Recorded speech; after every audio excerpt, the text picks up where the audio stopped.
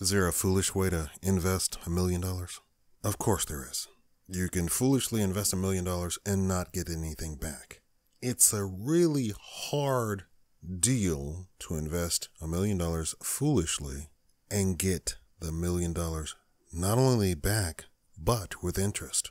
Today we're going to talk about how to invest $1 million wisely. Welcome to the Shakaama Live Show with your host, Shakaama. Eddie Rickenbacker said, "I would rather have 1 million friends than $1 million." Now, let's think about that for a second. If you had 1 million friends, and let's say they were real friends, and you tried to collect $40 from each one of them, most of your problems in life would disappear. So having 1 million friends can be better than having $1 million. Mr. Rickenbacker is entitled to this preference, but many of us would rather have $1 million, or perhaps just 10 or 20 or even 100 friends. Some of us have $1 million by having saved and invested over many years via lucky inheritance or by some other means. We're going to talk about how to invest $1 million wisely. Welcome to the Shakaama Live Show with your host, Shakaama. Be sure to click the thumbs up button. That's how the internet works. Click the thumbs up button. Thank you. When you have a lot of money, you need to be sure to invest it wisely, preserving much or all of its value. That's where private asset management or account management advisors can come in handy. It's smart to do a comparison of your options, assessing the cost and fee schedule and typical charges for each one. You may also want to invest the money in your own, with a potential focus on dividend-paying stocks, annuities, and other income-generating assets. First, let's talk about private asset management or account management advisor services. One option for investing your $1 million is to let someone else do it, or have someone tell you what to do. Lots of companies, including very possibly your own brokerage, offer wealth management services, ranging from having professional managing your money for you to simply holding your hand and offering advice. What they charge will vary. And if you're interested in such services, you should do some comparison shopping, comparing not only their average fees, but also the specific services. I cannot stress this enough. And where they really get you is you look at all of their services, and when you try and compare them to each other, some people offer services that the others don't offer at all.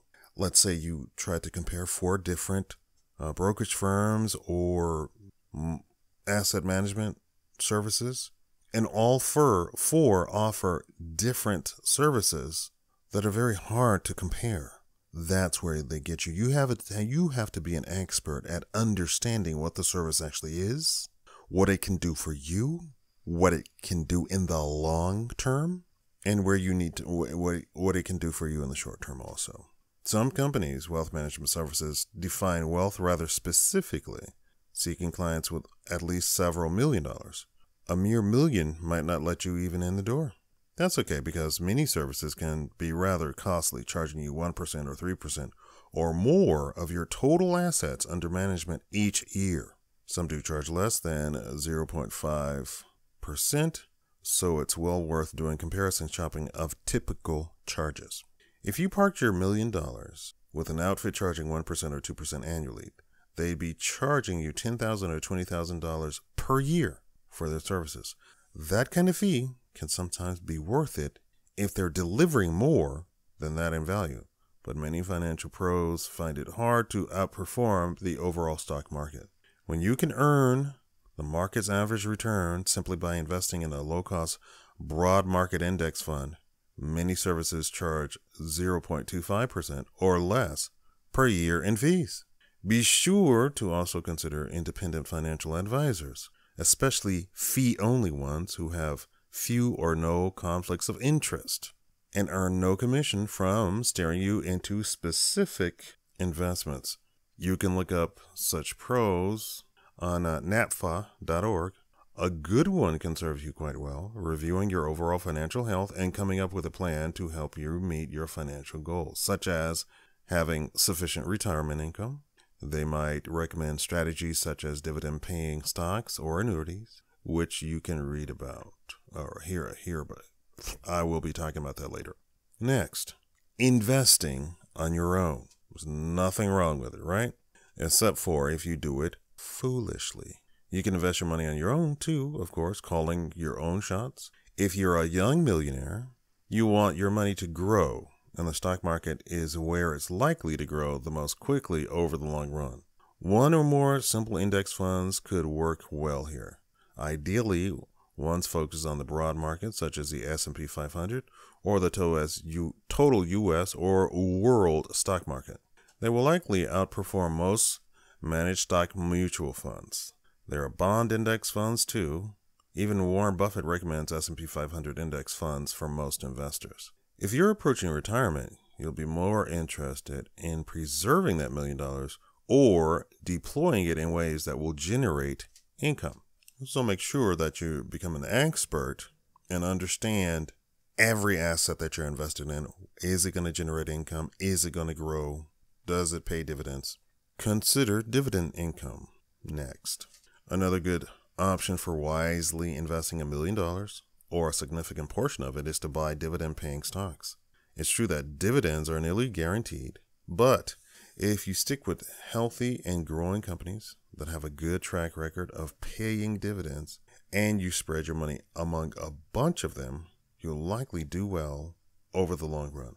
If you park, say, $500,000 in healthy, stable dividend-paying stocks with an overall dividend yield of 4%, you can look forward to $20,000 annually while expecting the dividend and the stock prices to rise over time.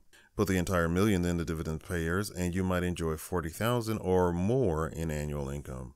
Just to give you an idea of what's out there, let's look at some of the very well-regarded stocks. I'm not recommending these. I'm simply telling you. Let's see if I can telling you what's out there. AT&T, recent dividend yield of 5.4%.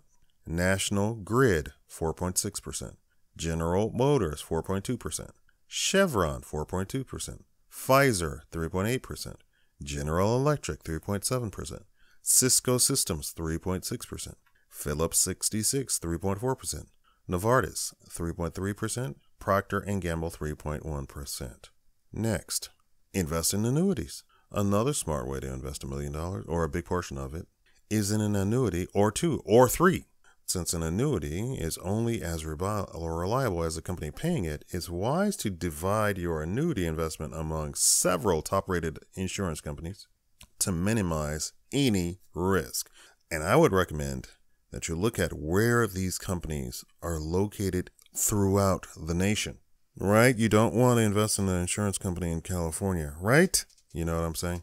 In exchange for a big bundle of money, fixed annuities, as opposed to the more problematic variable or index variety, can start paying you immediately or on a deferred basis. Let's take another look at some examples of the kind of income that various people might be able to secure in the form of an immediate fixed annuity in the recent economic environment. You'll generally be offered higher payments in times of higher prevailing interest rates. 65-year-old man, $100,000, monthly income of $547, annual income of $6,564.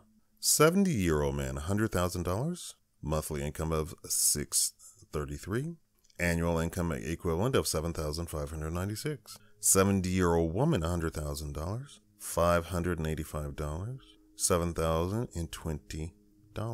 Do you see the difference between the 70-year-old man and 70-year-old woman? Why do you think that the 70-year-old woman is paid much less than the 70-year-old man? Because according to all documents, all averages, the man is going to die much earlier than a lady. 65-year-old couple, $200,000, pays $937 with an annual income equivalent of $11,244. 70-year-old couple, $200,000, $1,029 a month with an annual income equivalent of $12,348. 75-year-old couple, $200,000, $1,168, generating an annual income of $14,016. So, with an annual equivalent income of $14,016 off of $200,000 times 5, you see where this is going? That's if you're going to invest the entire million, right? If you have $1 million and you just take half of it, $500,000, and invest it in annuities, you could be collecting about $38,000 annually. If you're a 70-year-old man, spend the whole million, you're likely looking at $76,000, a very respectable income in retirement, especially when complemented by Social Security. If you're a 65-year-old couple, you could get about $28,000 in annual income for $500,000, and more than $56,000 if you spend the whole million. It might not seem worth getting a joint annuity instead of two separate single ones, but remember that when one spouse dies, the survivor will be left with a substantially lower income.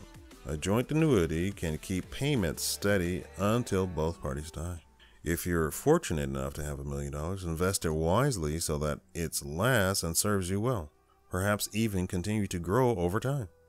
Remember that you might opt for all of the above options, devoting a chunk of your million to each. And that is how you invest $1 million wisely. I know it's not exciting.